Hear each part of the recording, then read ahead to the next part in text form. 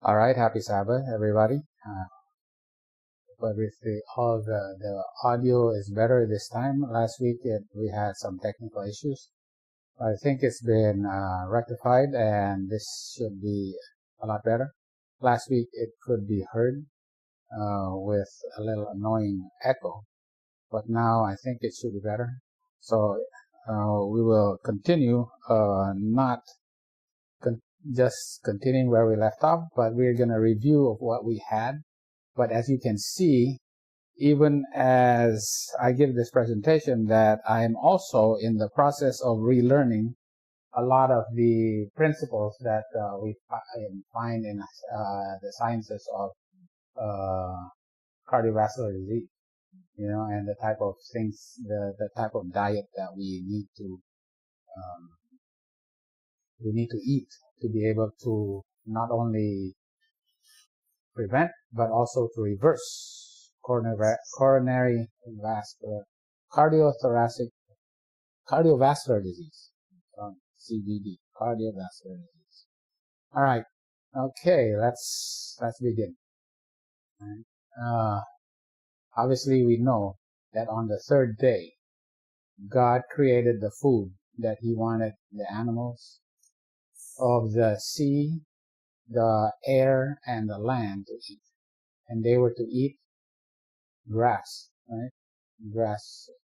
But He also made grains and fruits with the seeds, right? For people to eat. And that's what Adam and Eve ate. But then they fell into sin. And because of that, they had to suffer death. And not only that, they had to suffer diseases. And the remedy for the diseases they have to suffer is the vegetables, is the leaves. Because we know that the leaves are for the healing of the nation, right? Because the fruit is for their meat and the leaves are for their medicine. We have to make sure we remember that this is the big reformation that had to occur for them, right? In the wilderness, right? Because the health reformation that was given to them told them that if they were to keep the statutes and the ordinances and diligently hearken to the commandments that God had given to them, right? None of these diseases that had befallen the Egyptians will they have, right? Because they will be healed by God, right? None of the diseases. And we know this is not just a literal application for the Israelites at that time. For us, it is Egypt is actually the world, right? So if we follow the health principles that is in the Bible, that's written for us, none of the diseases of the world will come upon us. And even if we do, or even if we are afflicted with that, God will actually, He said, I will heal you. I will heal you, right? And how did He heal them? He had Moses throw a tree. So it's not just the leaves. It's the whole tree. The branches, the barks, the fruit, the nuts, the roots, the flowers, the whole tree. All of those things we need to study so that we can know that these things will heal us of the diseases of the world. Right? Okay. And what are the diseases of the world? Right? Yeah. I had to get the latest one from WHO. We did that. Ischemic heart disease. Before COVID, it was ischemic heart disease and strokes. That's cardiovascular disease. Number 1 and 2 was cardiovascular disease. Right. And then COVID came. But even after COVID came, heart disease is still number 1 and still rising. Despite all the modern technology, all the new medicines, all the stents, all the, antiarrhythmics, you name it, all the new technologies has not reduced the prevalence. It just keeps going up. Now, the death rate actually has gone down, right? But a lot of people are still living with it, and the prevalence keeps going up. Stroke still number 2. Wow. The amazing thing is number 7 is Alzheimer's. And as we know, Alzheimer's is associated also with cardiovascular, with cholesterol. Remember how those blood vessels look like?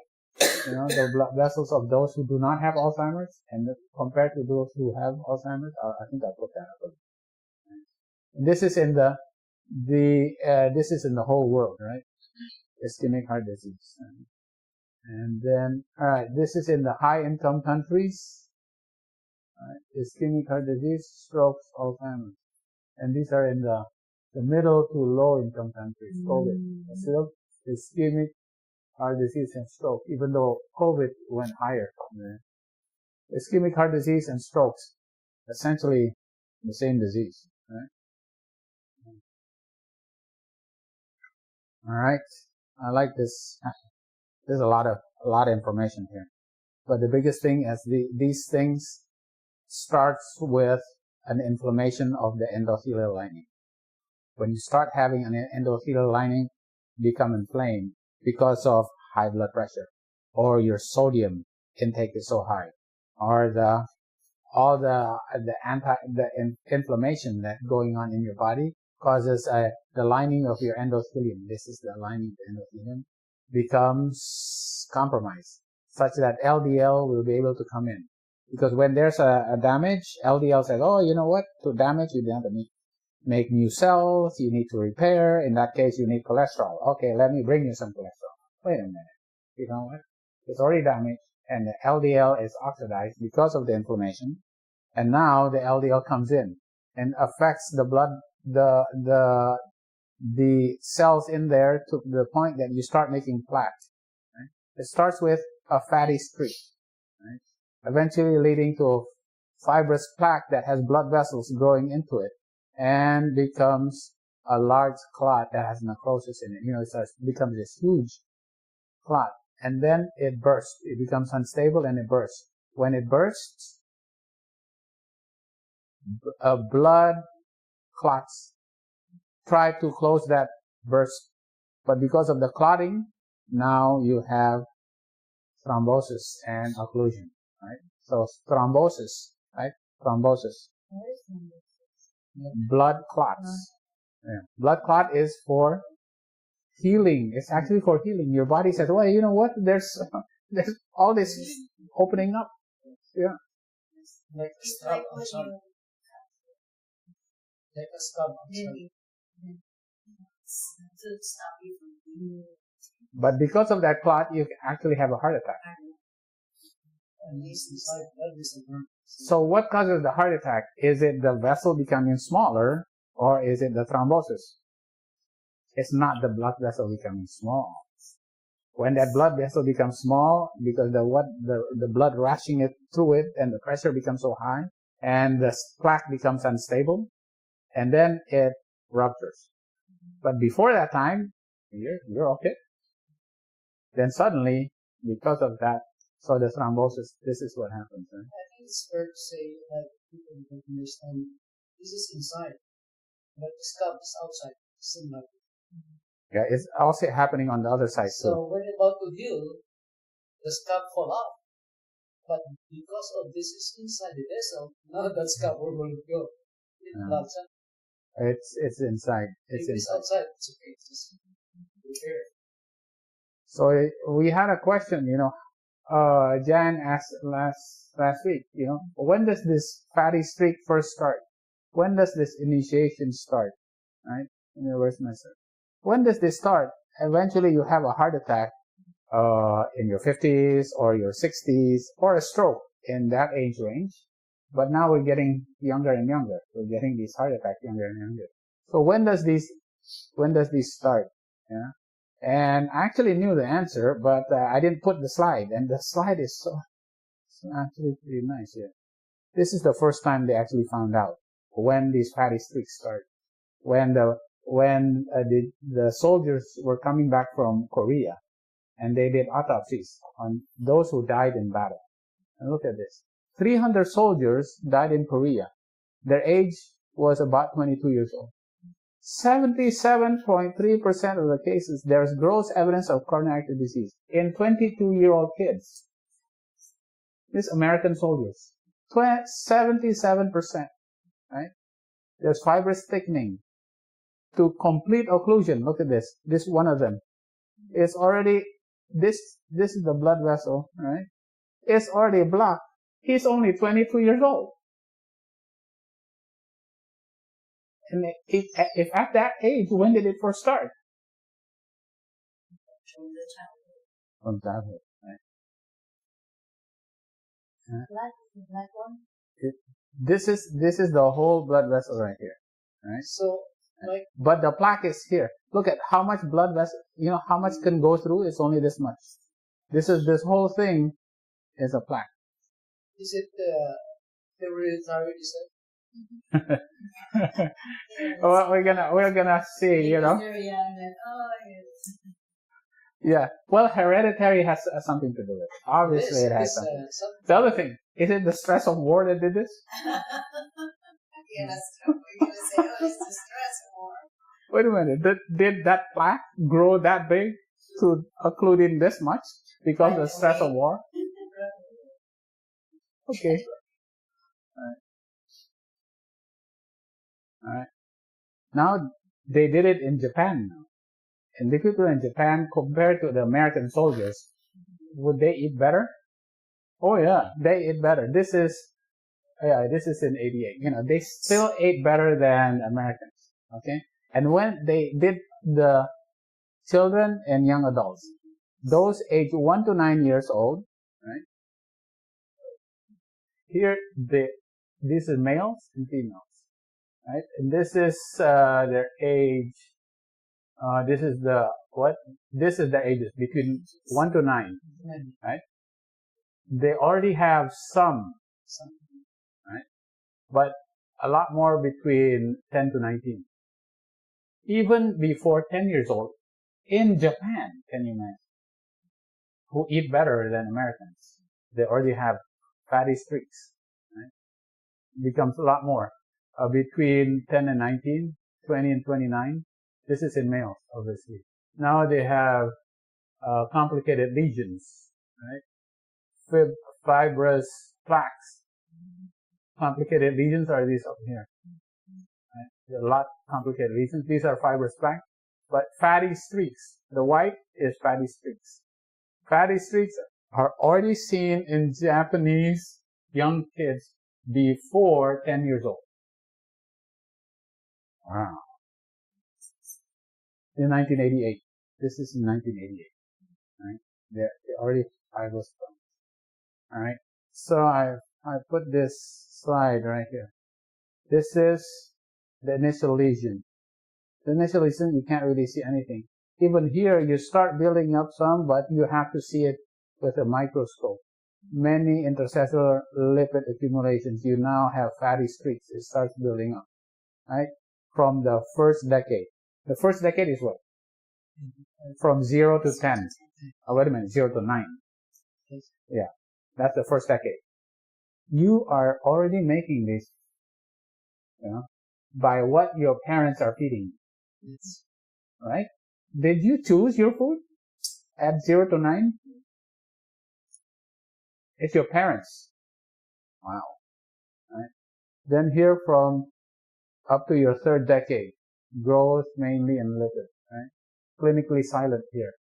Now when you have symptoms is when you start having angina. Angina is what? And then when you have pain, when you have to exert yourself, when your demand is outstripping your flow, right? Yeah. Then you go atheroma, fibroatheroma, then your complicated lesion and it ruptures, right? It ruptures. It starts even before you're 9 years old, before you're 10 years old. Pretty amazing. Okay, and this is what we saw before. The plaque builds up and then it ruptures. The blood coming here, the speed that goes through here is a lot higher than the speed here, right? Because this is smaller. It goes a lot higher here. The pressure is also higher. And this plaque is becoming unstable because the inside of it is becoming larger and larger and the blood vessel cannot supply this anymore. And the inside becomes more necrosed. And so this becomes unstable. And when it ruptures, the body says, we need to block that. Something terribly happening. We better close that off. And you develop a thrombus, a clot right there. But this clot is actually what causes the blood flow to stop. And what is down here does not get any blood supply. And the tissues down here become dead. So you have if this is in the heart, you get a heart attack. If it's in your brain, it goes stroke. If it's in your legs, you get a cold feet. Right? Yeah. And this is what we actually see, right? An autopsy, obviously. Here's that plaque. Yeah, this is in the aorta. And then remember the large, this is that plaque already building up. But this outside, it becomes so thick already, right? Yes. This is the intimate. The muscle becomes so thick, becomes so stiff. No, this is the blood vessel that goes from the heart down to your thighs. And this is the level of your thigh, and it goes to one leg and goes to the other leg. It's blocked right here, blocked right there. Yeah. But this is already causing us. Look at that narrowing already right here. There's that big clot right there. That's the thrombus.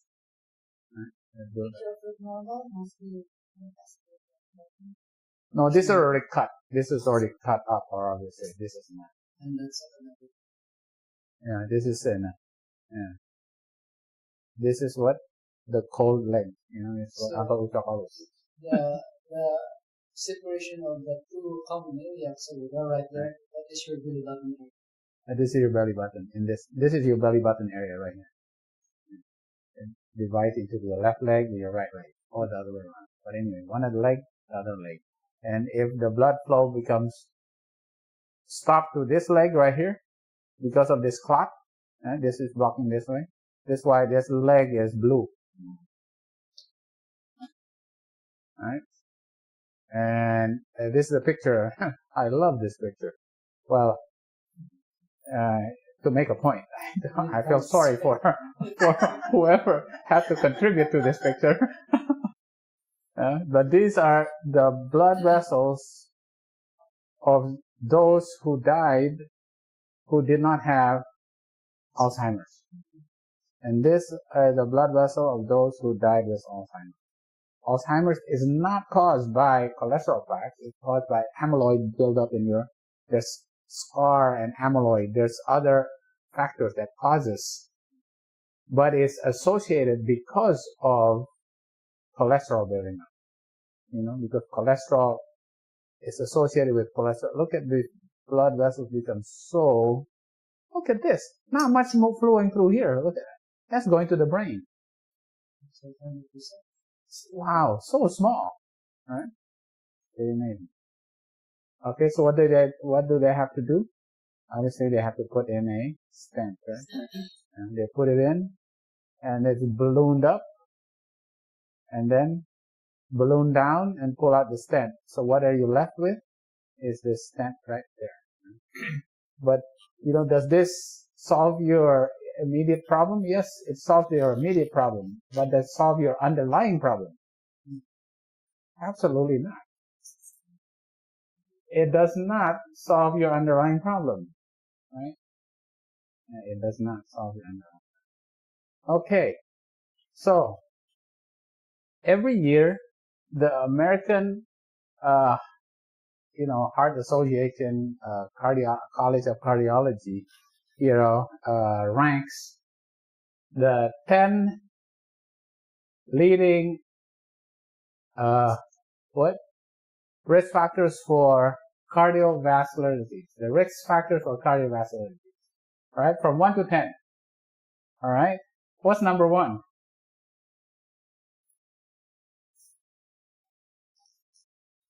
All right, number 1. Okay, let's see. Unhealthful nutrition. Number 1. 2 is physical inactivity. 3 is dyslipidemia. Bad cholesterol levels. All right. And 1, hyperglycemia. What's that? High blood sugar. Right. This is high blood pressure. High blood pressure. What? 1, 2, 3, 4, 5. Right. Obesity. 6. And then select populations. Age, race and ethnicity, and sex difference. Can you do anything about that? Nope. This is unchangeable risk factors. You cannot do anything about this. Unchangeable. That's number 7. 8. Thrombosis and smoking. 9. Kidney dysfunction. And what's number 10? Genetics, number 10. Right? You can't do anything about genetics. You can't do anything about 8 out of the 10 you can do something about. 2 out of the 10 you cannot change. Okay, my question is, where's stress?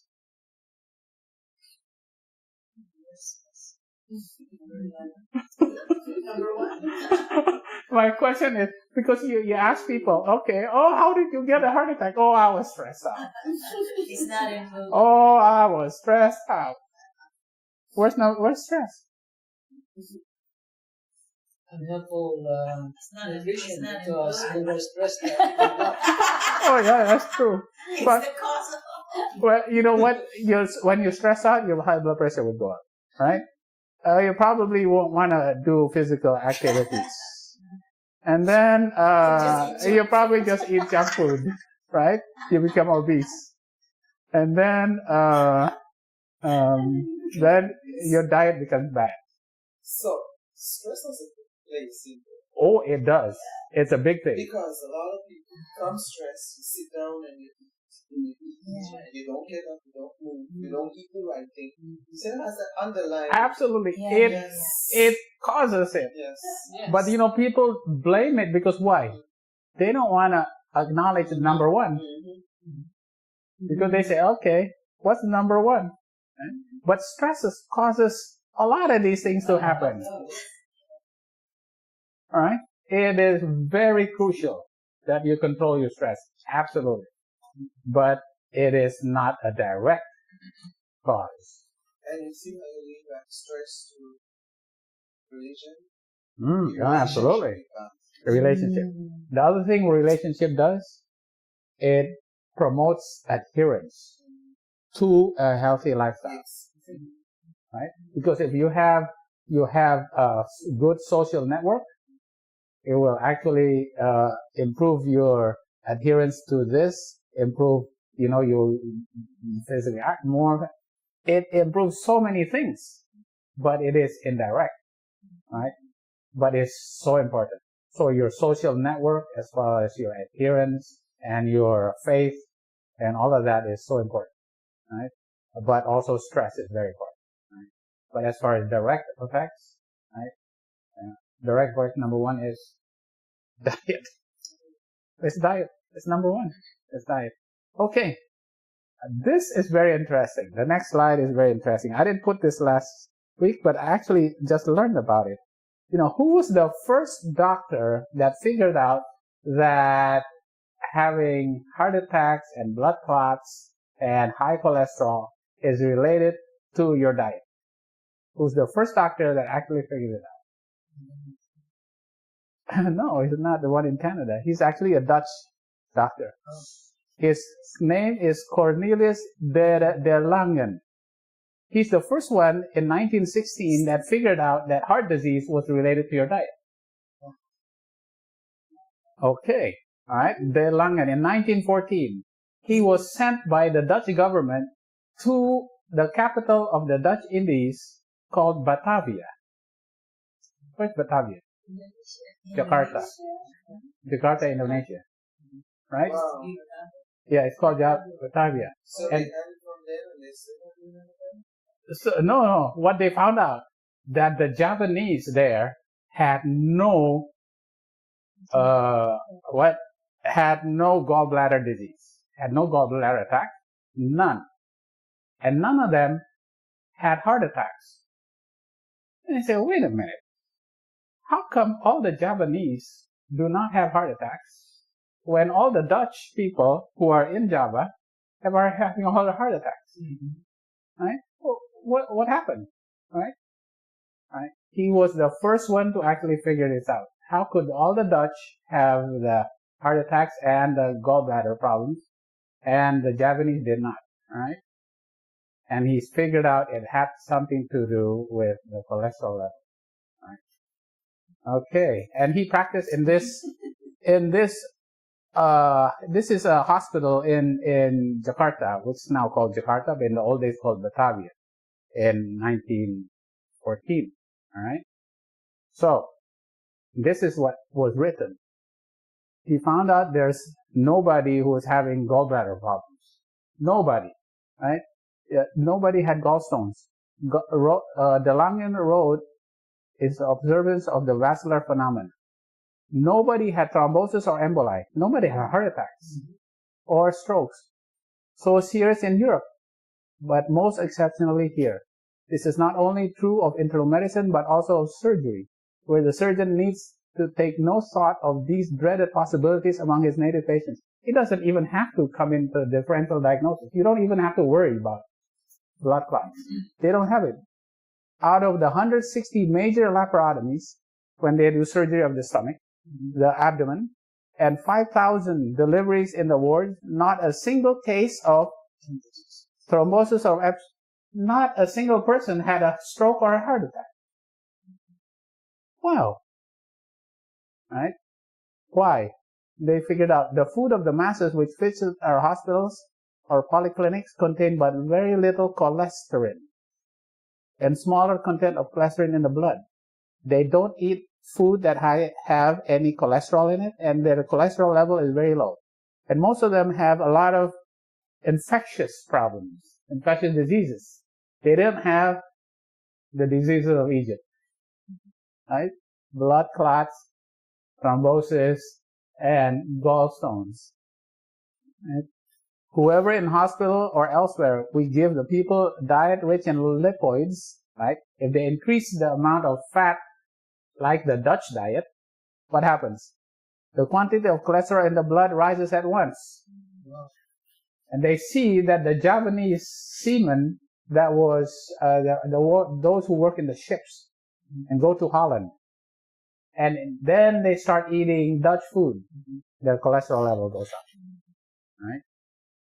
When they were living in Java, their cholesterol level was very low, and they didn't have any of these heart attacks and strokes. From these articles, now he went even further. He actually, okay, let's do a study, right? Yes. He found he did a systematic trial of diet change to find out what happens to the cholesterol. In 5 Japanese natives, he gave them there was an increase of 40 milligrams per deciliter in cholesterol, who were shifted from a rice-based vegetarian cuisine to a 6-week regimen of Dutch diet, high in meat, butter, and eggs and fat. And their cholesterol went up 40. The thing about it is nobody knew about this because he wrote in Dutch, and he did not write in English. So it was a lot of people didn't even know this. Even they would later then found out, but he was the first one. And he found out that the Indonesians were not having strokes and gallbladder attacks because of their vegetarian diet, right? Low in meat, butter, and eggs of the Dutch diet. All right. Okay, so what is the diet nowadays that is suggested by the American College of Cardiology? All right. Now they have this. So what are they promoting now? a lot more vegetables, 5 servings, fruits, 4 servings, whole grains, 3 to 6 servings, and then dairy, proteins, which include poultry, fish, and lean, as well as oils. This becomes shoved all the way down, but not eliminated. All right, and this is the actual diet that is, being promoted now. So, it's not completely abstinence of, meats, right, and poultry, right, and fish, but this is being, vegetables, fruits, and whole grains is being, promoted. Okay. All right. So we're gonna review what we did last time. Yeah, the grains. Right?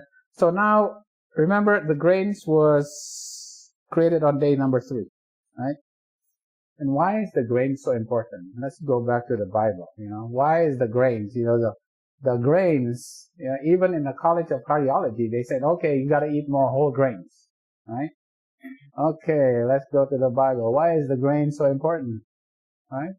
Because the flax and the barley is the first fruits. The first time grains was actually mentioned not only in the book of Genesis during the creation day, but afterwards it was mentioned as flax and barley is the first fruits. And that has to be they have to be offered as a wave sheaf, right? Which symbolizes Jesus. Jesus is the first fruits, is the flax and barley, right? Yeah. And then, what type of bread is actually endorsed by the Bible? The Ezekiel bread. How many different whole grains? 1, 2, 3, 4, 5, 6 different whole grains. To make bread, right? And then even Jesus said, I am the bread of life, right? I am the bread of life. Jesus is the bread of life, right? That's why the grains are so important. You take bread, it is my body, right? Okay. So the grains are very important because not only is it healthy for us, the whole grains are healthy, but also because it symbolizes Jesus. And we have to take in Jesus as the bread of life. All right? Okay, so the grains, where is the most nutrition in the grain? In the bran, in the surface, right? It's not in the white part of the white flour or the white part of the white rice, but it's in the bran. That's where the fiber and the iron, the micronutrients, the fiber, and the protein, right? That's in the germ, all right? In the germ and in the bran, right? Not in the white part of the wheat or rice. Okay, and this is what the Japanese was eating, right? They were eating more whole grains than, because the Dutch eat more of the refined grains. Okay, all right, and the comparison between table sugar, which is sucrose, and whole milk, right? Yeah, which is lactose, right? The problem is that they have a high glycemic index, right? High glycemic index. Because of that, your sugar spikes as compared to if you drink fruit like orange juice, which still has a lot of fiber. This is processed already. Simple sugars, the fiber and all the micronutrients have been processed out. So this is processed simple sugars, right? It is not good because it has the fiber and the micronutrients have been processed out, and it has a high glycemic index. And who actually first coined the term glycemic index? It was David Jenkins from Canada. And because the ones with low glycemic index are like, for example, if you were to eat a sugar cane, right? Or you eat orange juice. Well, the honey is actually processed as well. But, what is actually lacking in processed sugar that is found with the complex carbohydrates is the starch and what we call fiber. Right? Starch, it has all these bonds that has to be broken up. And because of that, the spike in the blood sugar is lower. Your sugar does not spike up. Instead, it plateaus up and does not cause that much insulin going into your body, right? This is why this is more of a low glycemic index. Your sugar does not spike up, right? But then we understand about what is actually improved with taking the complex carbohydrates with the whole grains is the fiber. And you have two different kinds, the soluble and the insoluble, right? Soluble and insoluble, right? The ones in green is what the germs in our body can ferment.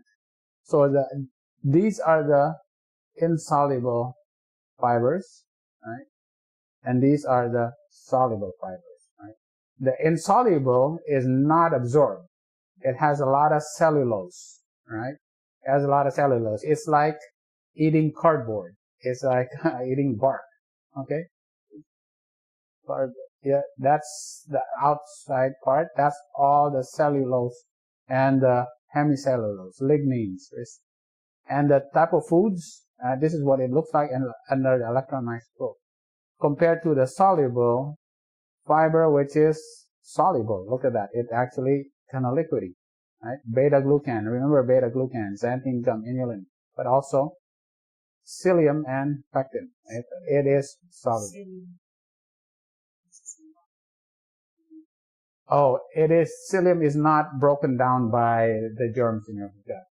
So beta-glucan, xanthin gum, and inulin is actually contribute to the short-chain fatty acids. Okay, that's a little more technical, but anyway, it can be used by the body, by the germs to actually benefit us. All right.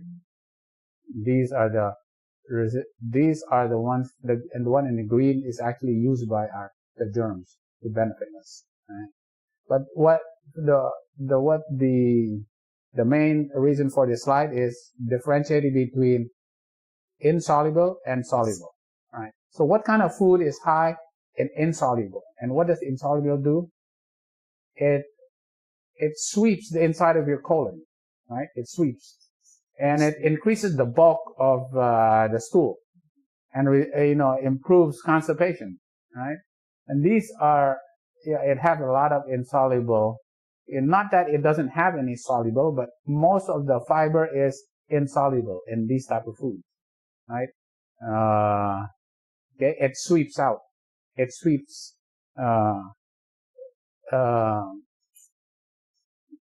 cleans out the gut. Okay, as compared to it's because it's fiber. Yeah, it's very fiber. So that means the organs has a bile. So oh yeah. There's bile, but also it actually cleans the bile. It cleans the inside. Yeah, right. But then you have this soluble, right? Soluble, and these are the foods that are high in soluble fibers. It especially with eggplant, it's kind of slimy. You know what's even more slimy? Okra. And actually flax also, and psyllium, right? And oatmeal, actually grapes also. I mean, sorry, the lemons and right, and peas also have kind of slimy. That what you can notice is the slimy type of soluble, right? Okay. But as compared to apple, this is probably half and half, right? Just as much as soluble as insoluble. All right. Okay. It's a little review of what we did last week. But let's now compare what's so good about these grains: whole wheat, flax, hulled barley, and oats. All right. Okay. What is amazing is the flax has a lot more fat. Right? And the type of fat is more omega-3s. Okay. Right? Alpha-linolenic acid. Right? And has a lot of protein. Look at how much protein. 22.6. But no gluten. Right? High, not as high as whole wheat, but pretty high, not as high as whole barley, but there's a lot. Carbohydrates. Now fiber. Fiber is very high compared to all the others, right?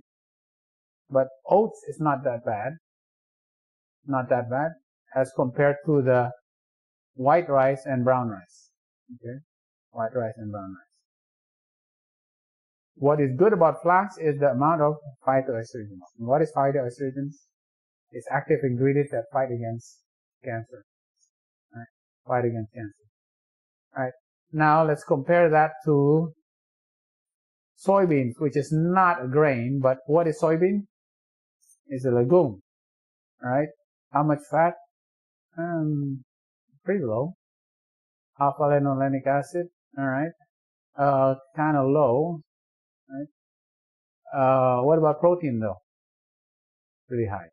Right? So among the legumes, protein is quite high. Right? The amazing thing about soy is that it's a complete protein. What's a complete protein? What's a complete protein? Yeah, protein is made out of amino acids, right? And there's essential amino acids, right? Essential amino acid is cannot be synthesized by human. It has to be eaten from an outside source.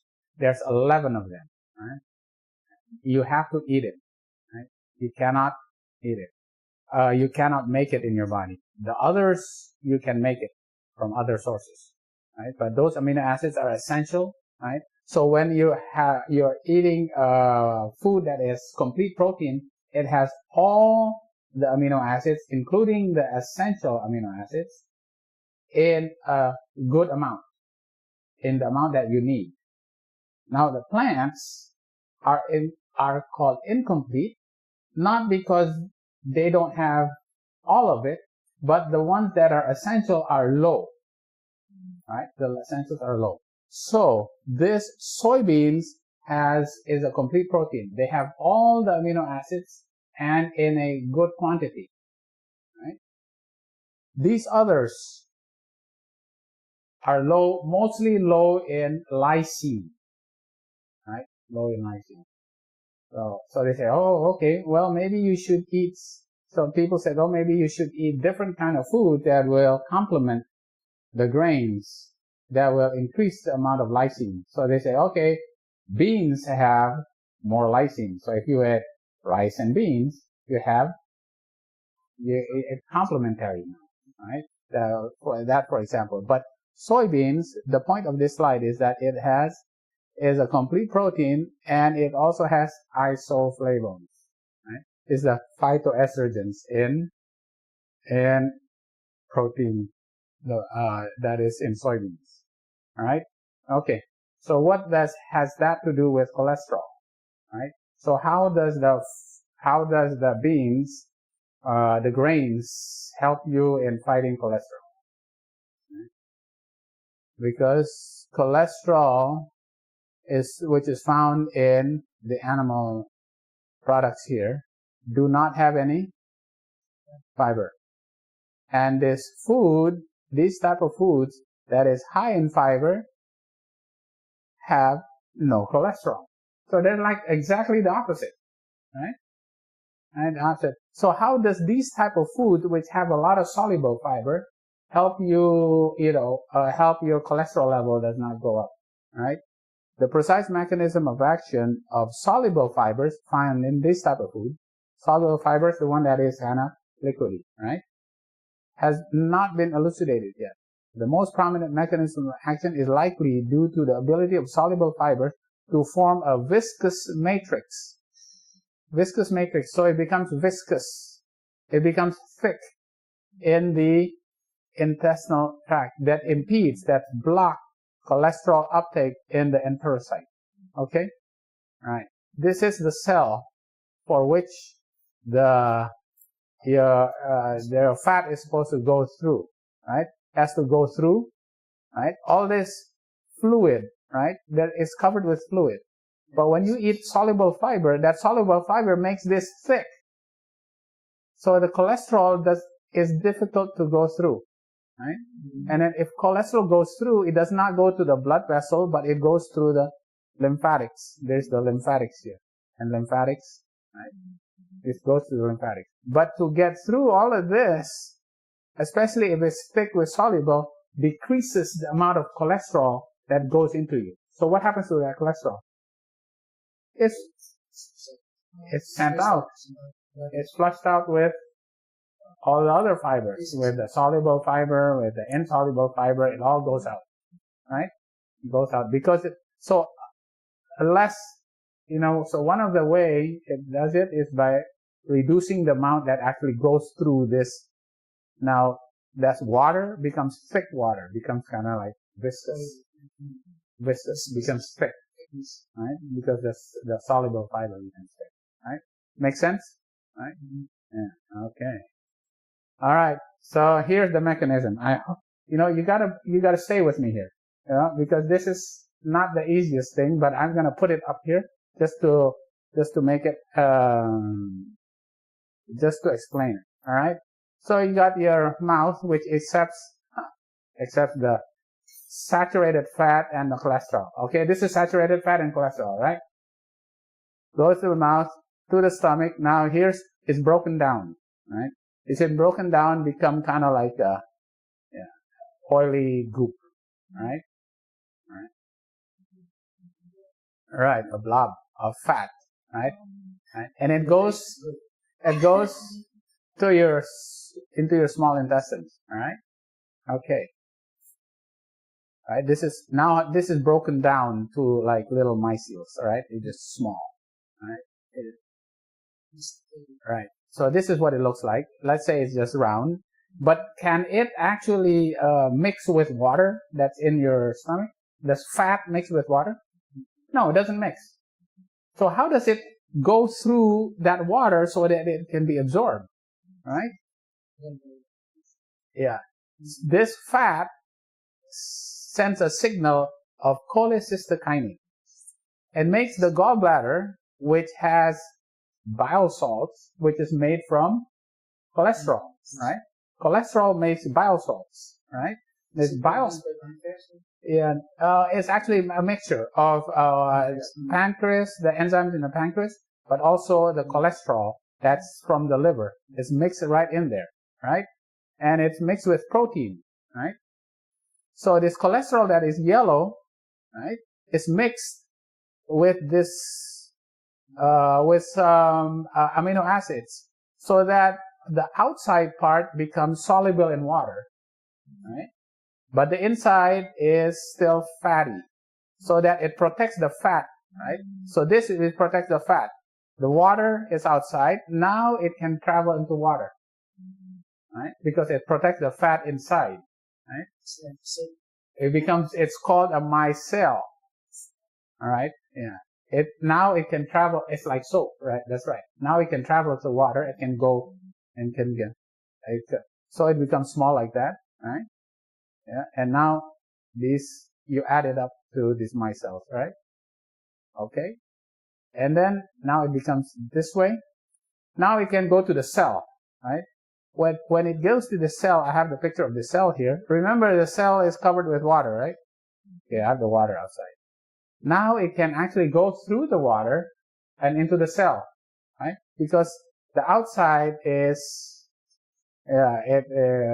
hydrophilic. It likes the water. The outside likes the water. The inside like the fat, right? It protects the fat to get inside while it's swimming underwater to get into the cell, right? And when inside the cell, now it's all broken down. Everything is broken up, right? Now the thing about it is these cholesterol, right? These cholesterol bile acids, what happens to that? It's sent right back. It's sent right back to the liver where it's recycled. Right away it's recycled. It's recycled like 4 or 5 times a day. A lot of it is recycled. It just goes in circles. This cholesterol just goes in circles. Just only a very small amount goes out, but most of it is just goes in circles, right? It just keeps recycling over, and your cholesterol, the cholesterol in the bile just recycles over and over again throughout the whole day, just bringing in the cholesterol that you take in. And what about all these cholesterol and triglycerides and fatty acids that you've eaten, saturated fats? That gets made into what we call chylomicron. Now this can go through water, it can go into the blood while protecting the lipid inside. So it can travel in the first enclosed, it's called chylomicron, right? Now this is what it looks like. The outside, likes water. The inside is protecting the fat inside, so that it can bring it inside your body, right? Now it goes through your lymphatics and then your bloodstream and goes to the liver. In the meantime, it's actually delivering some of that to your body, right? It goes to the liver, right? The fat is also sent to the liver, right? And from the liver, it's processed again to eventually become LDL. What's LDL? Good or bad fat? Bad, good, or bad? Bad cholesterol, right? It has cholesterol in it. It has a little cap right there that signifies it's actually LDL, right? Because there's receptors in the periphery, in your body, in your blood vessels, in your liver, right? Yes, so that it knows where to go. When there's a receptor, it gets stuck to that receptor and it delivers its cholesterol, right? Into your bank, right? Into your fat cells, into your arteries, all over your body, where it's needed, but also in places where it's not needed. All right, that's your bank. Oh, the belly is probably not as bad as if it's in your arteries. If it's in your arteries, it's bad, even worse, right? But then it's also taken up by HDL. HDL takes it and brings it back to the liver, right? So, it just goes in circles. Cholesterol goes in circles.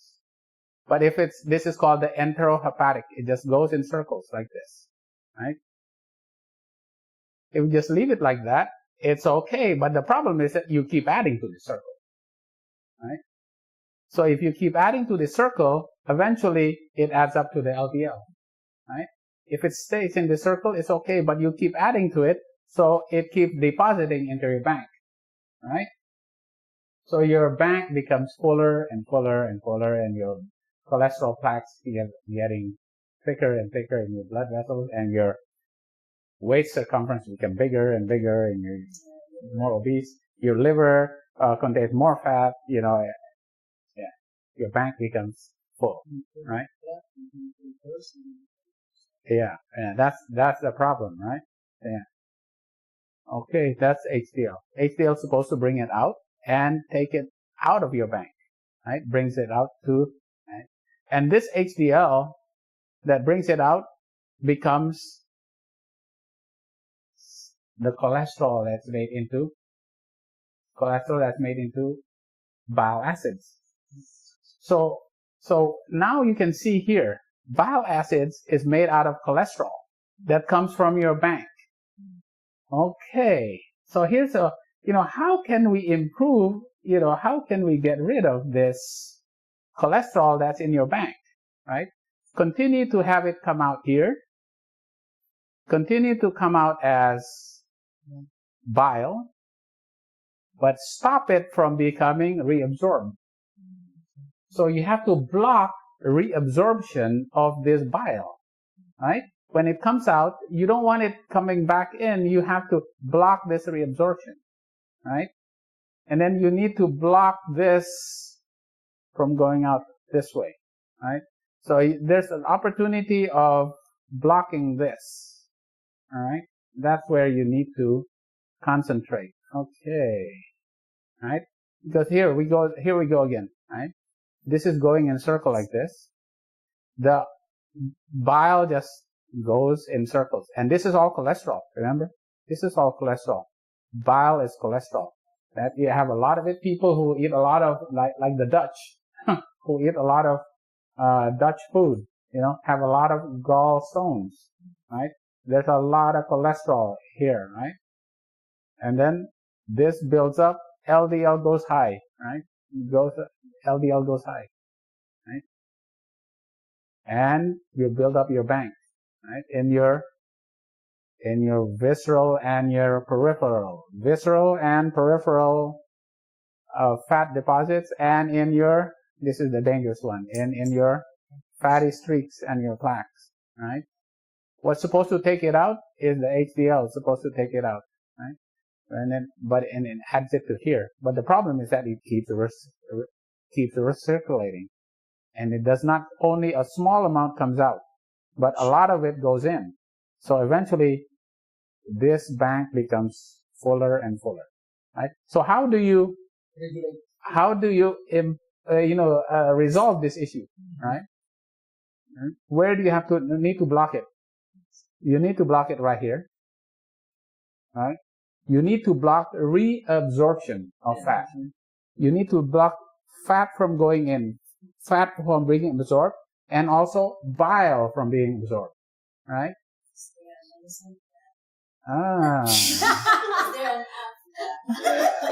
How do you block this? So easy. So cheap. So this is why I go through this, because we need to know, right? Because if you block this, right, what happens? This becomes less, this remains the same, and this goes this way and out. But it doesn't come in. Right? Right? Yeah. This is what you need. You need to block it right here. Okay? Alright. This is why I do this. Because we need to know. And the scientists know this. Right? So that's why. Alright. So you need to increase this. Right? You block this. You reduce this. Right? And then you will reduce this. You increase this. Right? By taking Zetia.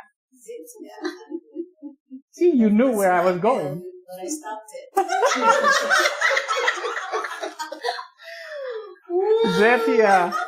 Zetia blocks it right there. Right? Zetia blocks it right there. And then what else? Cholestyramine. Medicines. Right? Medicines. Alright? Yeah. Well, you can look up the side effects of Zetia if you want to. Right? But is there a better way of doing this? Yes. Okay, let's find a better way. Okay, let's find a better way. Alright? Okay, that's why I did this, okay? And, this is Zetia. Ezetimibe. I don't even know how to pronounce it. That's Zetia. Alright? And cholestyramine. Alright? That blocks. It bile sequestration. It blocks the absorption. So to reduce... If the drugs that you cannot pronounce, don't take it. Yeah. Reducing reabsorption and increase excretion, right? Reduce reabsorption and increase excretion. That's the goal of Zetia and cholestyramine. Right? This is taken by a lot of people. Right? Okay. All right. Well, how do we block, cholesterol before being absorbed? We said you have to take soluble fiber, right? block reabsorption. But the other let's see what cholesterol is, right? Our problem is cholesterol. How do we have problems with cholesterol? This is cholesterol, right? Cholesterol, is it important? Oh yeah, we'll die without cholesterol. Yeah, right? Yeah, we need it for making all the hormones, a lot of hormones in our body. We need to make vitamin D. We need to make bile acids. Cholesterol is needed, right? So what if we don't eat any cholesterol? Where do we get the cholesterol? Your body produces it. 800 to 1,000 milligrams a day, sufficient for all your daily functioning, is made by made by your liver. Right? Your liver that's something that's very important. So what about all the extra cholesterol that you eat? What happens to that? It goes into your bank, right? This is not very difficult, right? Your body already makes it, right? Well, if you eat more of it, the body makes less of it, right? But all the extra goes into your bank. Okay? All right. So is there something that is like cholesterol that's in plants? It's called phytosterols, which when you look at this, it's exactly the same like cholesterol. You look at it's exactly the same, except one carbon and another carbon right there. Like, this is bent, but there's a carbon coming out of this one right here. Okay? Boom, boom. Very similar, right? Very similar to cholesterol. So what it does, it is a competition against cholesterol because it's so similar. And there's another one called Stanols, cytostanol. This is similar to phytosterol, except it does not have a double bond here, right? It has more hydrogens, right? There's more hydrogens here, but this one has lost 2 hydrogens, so it has a double bond, right? So this is very similar to these sterols and sterols and stanols are competition against cholesterol. And this is found in the membrane. This is also found in the membrane here. It's not part of the fiber, right? It's found here, right? But it's part of the plants, right? Okay. Now this is another thing. How much do you need of this stuff so it will effectively, compete against cholesterol, right? Because we have to have a certain amount to be able to compete against cholesterol, right? Yeah, we can't just eat just a little bit of it, but maybe a little too much. How much dose do we actually need? First thing we need to find out is how much do people take of these sterols, right? And they said, okay, so these researchers said, let's see in America, who eats a lot of plant foods? So they go, maybe we should find a bunch of Seventh-day Adventists. They found, look at this, in 1984, they found a bunch of Seventh-day Adventists, right? These are the Seventh-day Adventists. And they broke them down to those who are pure vegans versus lacto-ovo vegetarians versus non-vegetarians, and they compared to the general public who are non-vegetarians, all right? And they say, how much plant sterols do they take? And I was kind of amazed by this study. They found that the ones that take the most sterols are the lacto-ovo vegetarians. What are lacto-ovo vegetarians? They still eat milk and eggs, right? They ate the most amount of sterols, which is 343 milligrams a day, right? The non-vegetarians to 30. I was amazed about the pure vegans. How come they only ate this much? I don't know why. I need to read the study a little bit more. But the point of this is the highest amount of that people actually take, right, in their regular diet as vegetarians. Well, you can call these vegetarian, but they're lacto-vegetarian. It's around 340. And look at the general public. They only get 89, right? They only get 89. Right? So About 300. About 300 to 400 is the maximum that people take in their regular diet. Now, if you're non-vegetarian, you're only down to like 80. Right? Okay. But how much do you actually need to be able to counteract, to be able to compete against the cholesterol? Right? They found out that, I should have had that one. They found out to reduce the maximal amount of, it plateaus right there.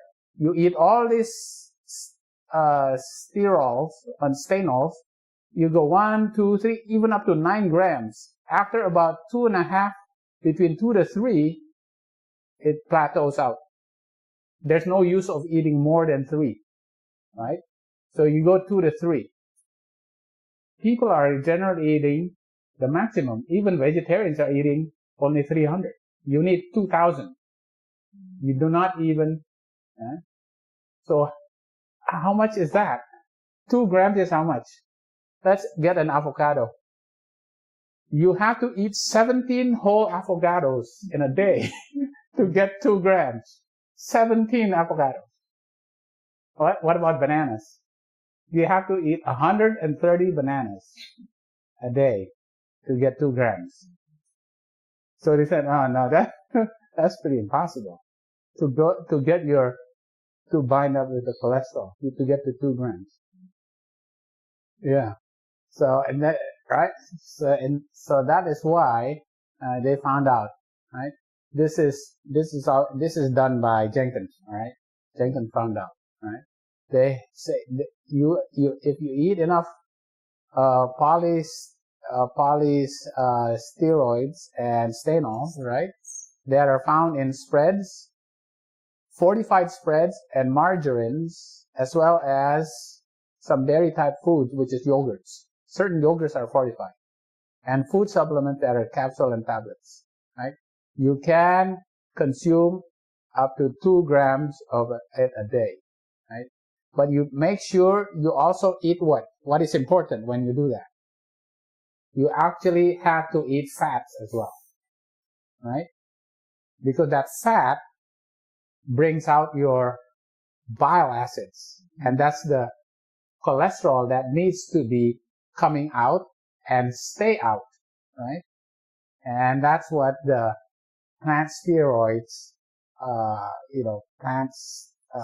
phytosterols and stanols, they compete. So they keep your bile acid cholesterol continue to be flushed out, right?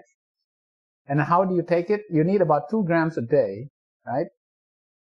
When consuming PSS, all right, for an optimal cholesterol lowering efficacy, they should be consumed with a main meal such as a heavy breakfast, lunch or dinner, and ideally twice a day. So you take it twice a day, right? So you take 1 gram a day, basically. But if you already eat a vegetarian diet, you're probably getting about 150 in your regular food. So you need to supplement about another 700 to 1 gram a day. All right? And how do you do that? Here it is. Benecol was the first one. Right? This is Benecol is a margarine, obviously plant margarine that they fortified. And it says 1 tablespoon provides 500 milligrams. Right? So you put it on your bread, 2 tablespoons on your bread twice a day, you get 2 grams of it. Even though they have palm oil? Yeah, it actually has it. It does. Yeah, it has all kinds of other. Yeah. Does it need the oil? Right. Right. So the thing about it is, I was looking at this, I go, wait a minute, you know what? I'm not too crazy about the canola oil and palm oil and all that. Yeah. Even though it actually can reduce your cholesterol, right? And the other thing is, it's not convenient for somebody who actually works and have to eat in a cafeteria, for example. How are you just going to continue bringing your butter or margarine to work? It's better just to get it in a capsule. And this one, Nature Made. You see this brand? A lot of it in, CVS or, Walmart, you name it. And it has how much? It has 900 milligrams. See, 900 milligrams. So one of this if you eat in each of 2 meals, right? You have to eat it with a meal. But the other thing, what else do you have to eat with it? Fat. You have to have fat, but the good fats, because that will stimulate your bile to come out and your bile to stay out, right? When you take this. And this is another plant sterol. This one has actually more, 1200. This is nature made. I think both of these you can get from Amazon or we actually bought 2 bottles from Vitamin Shop. All right. Yeah. Okay. But it's called anyway, this is what you need. Because even though you're vegetarians, you don't have enough. You're not eating enough of this, right? Okay, enough of the PSS, and not enough of the plants, fat, sterols, and okay, Jackson has it. All right. Okay. All right. So now fiber, right? How does fiber work? Right. The beneficial effects, right, of fiber intake. And the fiber, actually, this study is to find out what happens if you eat more fiber, right? The more fiber you take, right? The more fiber you take, right? The lower your cholesterol and the higher the LDL. So your cholesterol to HDL ratio, it becomes better, right? The more fiber you take. This one is actually, you reduce it by 14 in males, 14%, 11% in females. If the dietary fiber is higher than 30 grams a day. 30 grams a day is, what is considered 30 to 40. 30 in females, 40 grams a day for females, sorry. For males is 40, females is 30, right? But not just any old fiber, right? What is more important, bringing your cholesterol down? What kind of fiber? Yeah, the soluble fiber, right? Now this is the forest, this is a tree. Now they've done so many studies. The thing about doing studies is you can only recruit a small number of patients. So what they do, they get a whole bunch of studies maybe similar things to make it stronger, so you get an idea of what is better, all right?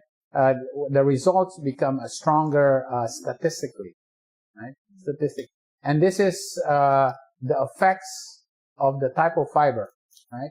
The type of fiber, it's soluble fiber, taking soluble fiber.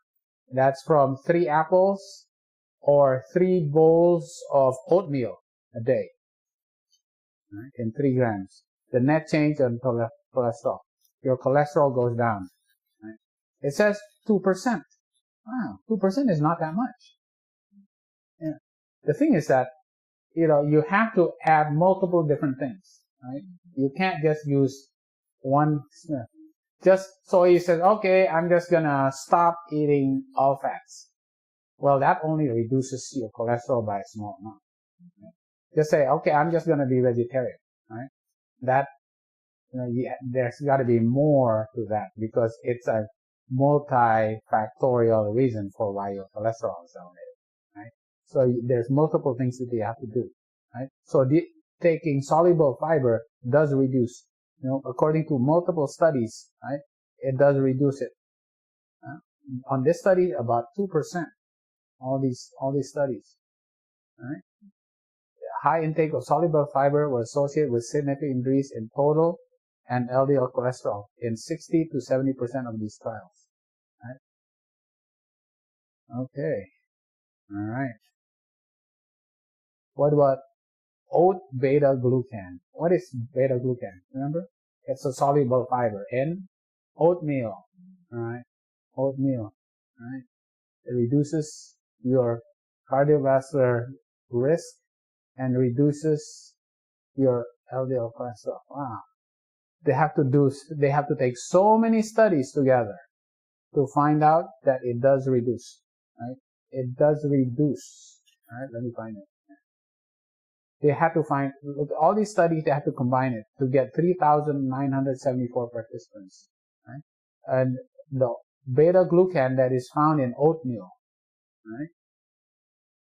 The diet enriched with a median dose of 3.5 grams a day of beta-glucan were found to modestly improve LDL cholesterol, about 4%, and non-HDL cholesterol. It reduces your LDL cholesterol about 4%. Oh, pretty amazing. Okay. All right. So we'll go. Now, what about nuts? All right. What about nuts? Now, obviously, nuts, the fruit tree yielding fruit, yeah, whose seed is in itself. That's the nuts, right? Was created in day 3. Why is that so important? Okay. That's the fruit tree having nuts, right, on the 3rd day. So when we look at nuts, what's the first nuts that was actually then mentioned in the Bible?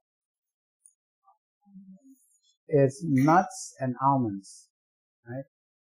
It was taken by the brothers of Joseph to bring to by their brothers. They said, okay, you want to go back to Egypt? Bring these presents, right? These are valuable things to bring to that person that is keeping Simeon there. They didn't realize it was actually their brothers, Joseph. Right? So what did they bring? Nuts and almonds. Right? So what are these nuts?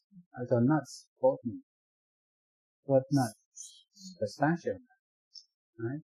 So they brought pistachio and almonds. Right? Pistachio nut is actually mentioned in the Bible. Okay. And then almonds is also mentioned in the sanctuary, right? The Aaron's rod that budded, right, is an almond rod, right? It budded, it yielded almonds, right? And where else this almond noted? These are actually almonds. This is depictions of almonds on the candlestick, right? It's very important. Okay. So I go, let's see, what's so special about almonds? All right. Almond trees blossom in the late winter. They're the first trees to blossom in Israel, making an ancient Jewish symbol of renewal, hope, and intelligence. And because of that, almonds, because they're the first nuts, they have to be given as tithes. They're like the first nuts. Wheat and barley and barley and flax is the first grains, and it symbolizes Jesus. So almonds is the first nuts. It also symbolizes Jesus, right? That's pretty amazing. Okay, let's see. Let's compare these nuts. What's so great about these nuts? All right, almonds, pistachios, walnuts, pecans. Alright. Let's see. What's so good about, alright. This is what's so good. Fat. Look at, 63%. Saturated, only 7%. Almonds, 7%. Right? Right. Saturated fat, 13%. Pistachios has the most saturated fat, 13%. But rest of it is mono unsaturated and polyunsaturated, right? That's the good fats. The bad fats is the saturated fat. So they do have saturated fat, but lower, right? Almonds have phytosterols and flavonoids, which is good, right? Pistachios has phytosterols, lutein. We need phytosterols, right? Yeah. Right? Almonds and pistachios have these phytosterols also. They're the first one mentioned in the Bible. Okay. Thiamine, folate, all these. Oh, this one has alpha-linolenic acid. Okay, which is omega-3, right? Walnuts. But the biggest point is high in monounsaturated. Monounsaturated. This one, walnuts, is high in polyunsaturated. Pecans is higher in, well, kind of a little bit more in mono. Alright? Okay.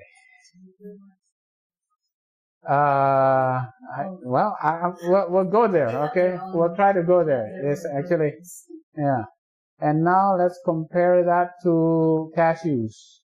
I should have done a better picture of cashews. Well, friends, yeah, we eat cashews a lot, okay? It has a lot of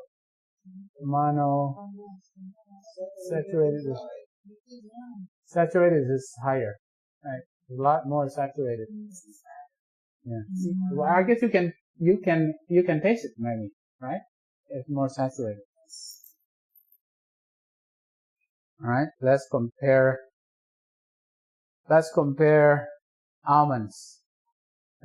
Let's compare this. So I had to get these and calculate it. Compared to coconuts, all right, okay, and soybeans, right? They all have fats, all right? Let's compare the fats in here. This is almonds. This is the monosaturated. Almonds have a lot of monosaturated compared to, right? Compared to coconuts, which is all saturated fat. Look at saturated fat of coconuts. Right, compared to soybeans, right? Poly. Right? So it's a good thing to just combine almonds and soybeans. When you actually look at the recommendation of the portfolio diet, it says almonds and soybeans. Yes. You have a lot of polys and almonds, a lot of monos, right? Yeah.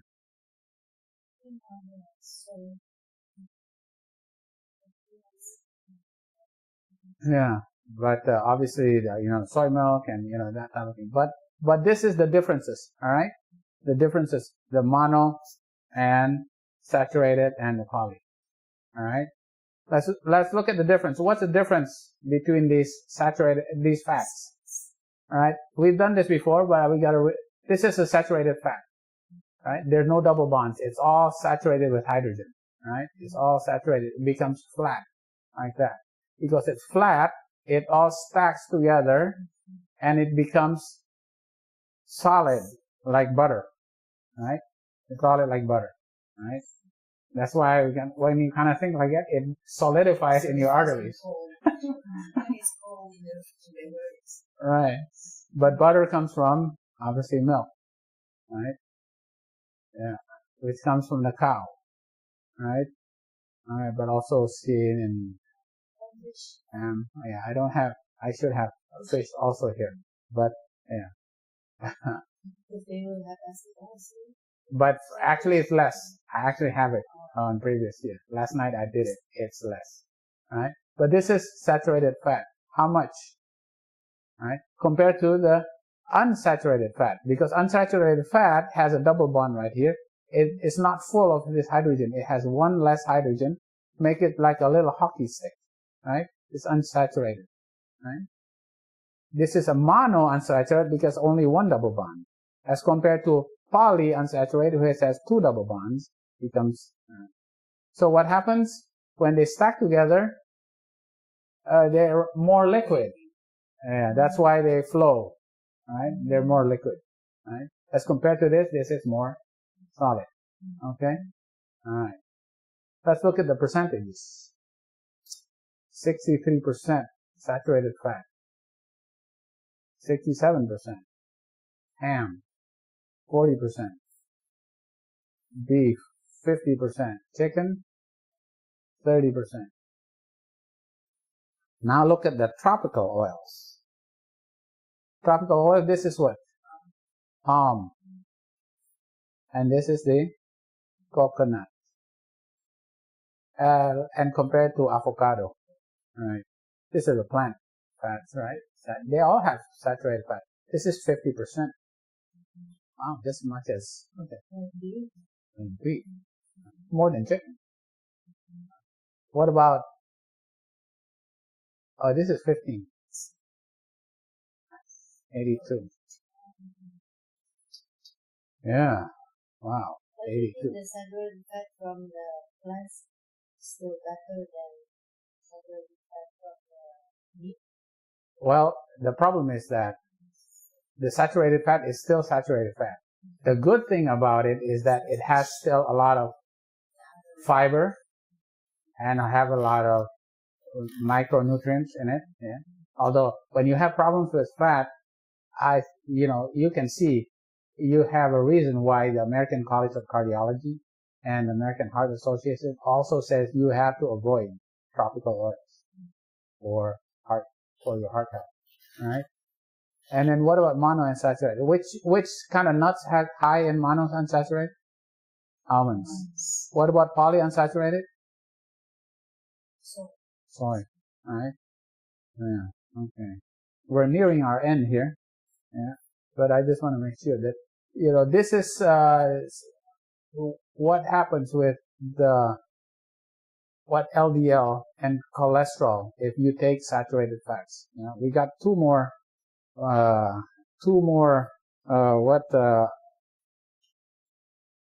animations, alright? If you take saturated fats, what happens? You increases your LDL and you increases your cholesterol. Why? Because the receptor in your liver that's supposed to take the LDL out of your bloodstream is inactivated. Right? So there's LDL in your blood. It's supposed to be taken out, but saturated fat actually blocks it. So it leaves the amount of LDL, which has a lot of cholesterol in it, high in your blood. Okay? Right? If you take unsaturated fat, it actually makes the LDL receptor more receptive to LDL and takes the LDL out of your bloodstream and into your liver. Wow, so it becomes a little bit more complicated here. Right? But let's do this. Right? I have to do this because we have to know exactly what happened. So we know this, right? This is the saturated fat this is saturated fat. Obviously there's some unsaturated fat there, but mostly saturated fat. Right? And what does the fat do?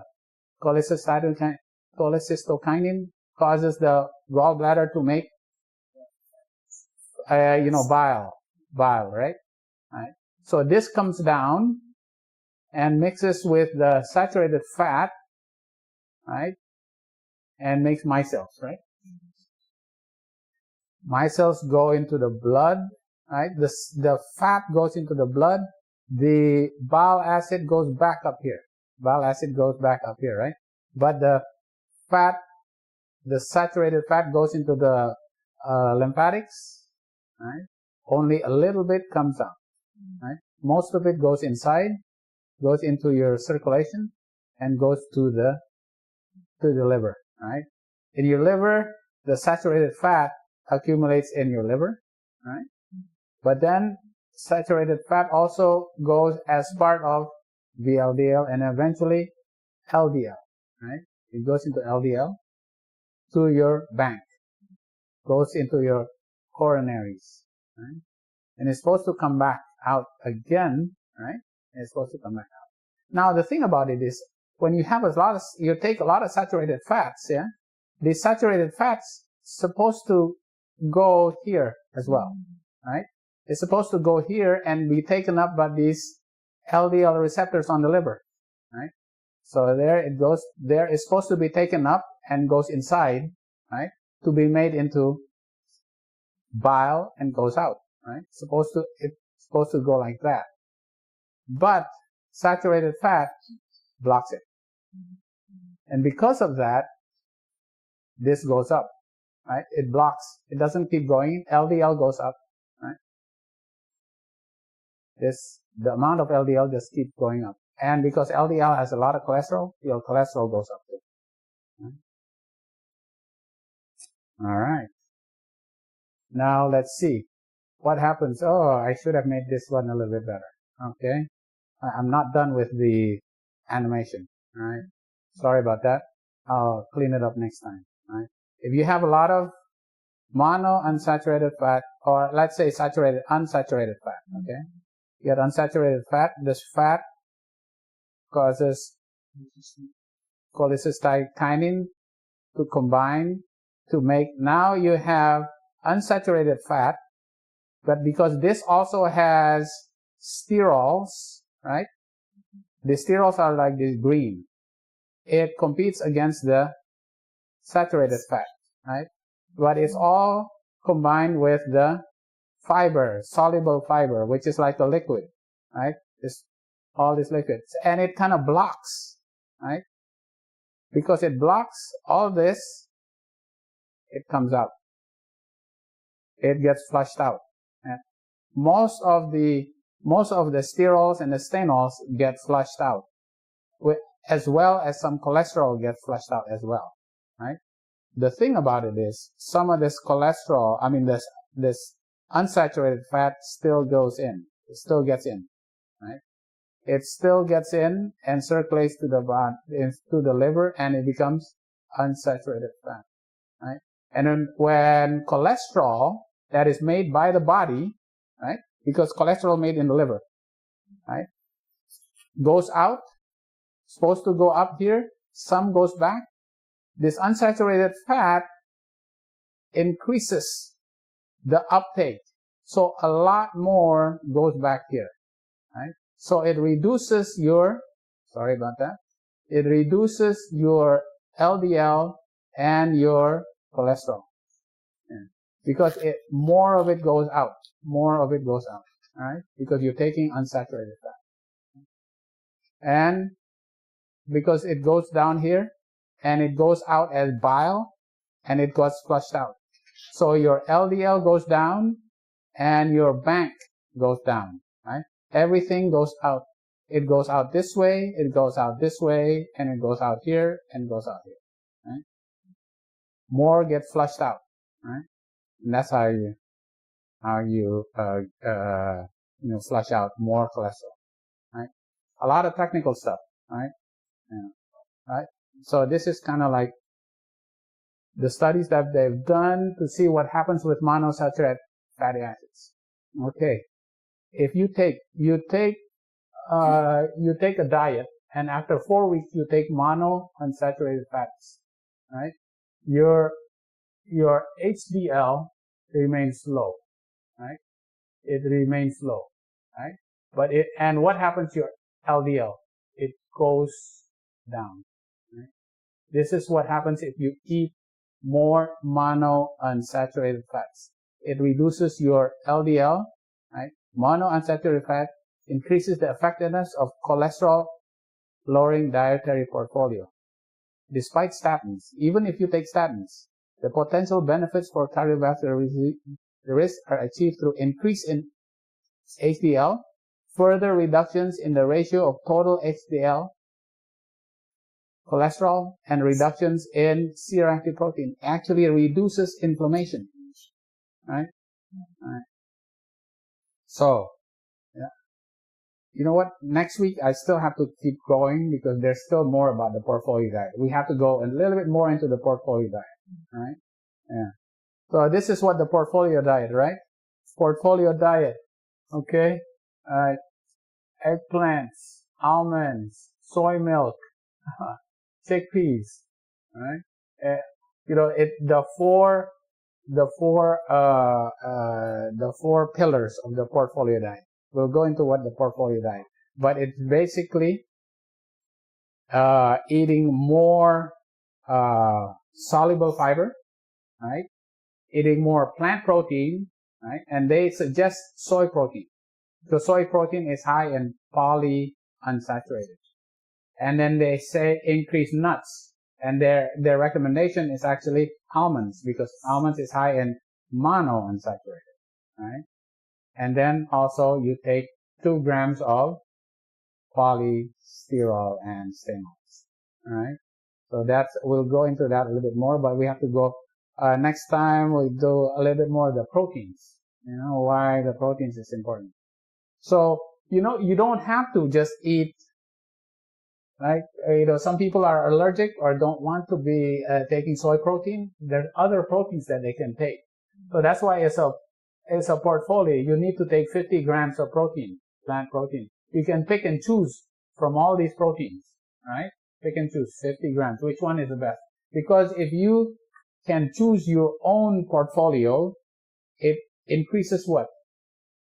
It increases adherence. That's the thing. Instead of saying, okay, this is what you eat. This is what you eat, right? But if you say, okay, from these, there's a bunch of possibilities you can choose from. As long as you have 50 grams of any of these plant proteins, and then 2 servings of the sticky fiber, any of these, all right? 45 grams of nuts. Make sure you eat nuts. 45 grams. Now, 45 grams is about a handful. Yeah. So and then you actually have plant sterols, 2 grams a day, right?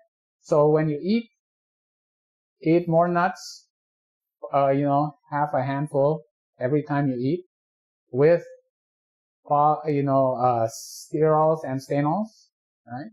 And then you increase your plant protein, 50 grams, and your sticky fiber, right? And then it can reduce your cholesterol by about 28 to 30%. So 28 to 30%. If you're in the, you know, 28 to 30%, you know, you're 240, you're less than 200 already. Right? Which is the same amount that it would have taken you if you're taking lovastatin. It drops down the same amount. Right? Okay. All right. So this is a little bit different. I think I had compared to last week, and I hope the audio was also good for this time around. You know, next time we still have to do the proteins. You know, why is the protein, and what does the microbiome have to do with the plant? You know, with the portfolio diet. So, okay, this is what we'll end with. All right, and that is a more sure word of. All right, a lot of stuff.